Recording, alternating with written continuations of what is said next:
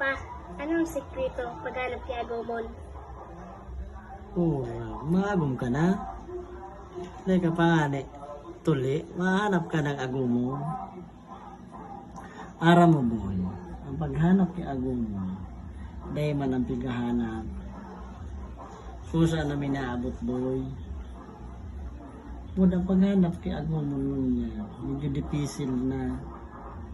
Tadakulo naman yan boy ang tentasyon. Lalo na social media. Kang inot kami, kan mga soltero pa kami, soltero pa ako, lalo na sa mama mo. Dahil pa uso marian mga high-tech na cellphone, so mga high unit na cellphone, araw ka mga Oppo, iPhone. Nakang inot, kulang ang nahihiling ng magagayon, kulang pang nahihiling na gwapo. Makahiling ka lang kay mga magagayon budak gwapo sa mga sentro, sa mga matawang lugar, araw ka di sa sentro kang tabako, sa plaza. Pag Sabado, Domingo, yaon dyan nabibiyo ang mga gwapo budak magagayon dyan sa mga mall. Ngunyan, dako na, dawa, yaon ka na sa nasalaw kan haro, makakailing ka na kigwapo budak magagayon. Budak dahi ka madag ka sa magayon.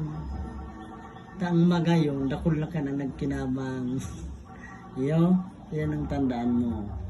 Budak ang gwapo, minsan kadaklan man manluluko. Pero bako mang gabos na gwapo, manluluko. Iyo, tandaan mo na. Budak na talaga para hapot ka nga ni kan. May pa, dugay pa. Dahil ka pa, nakagraduate, nag-grade 6, naghapot ka na kansa ko. Pero tuturoan ta ka nagiraray.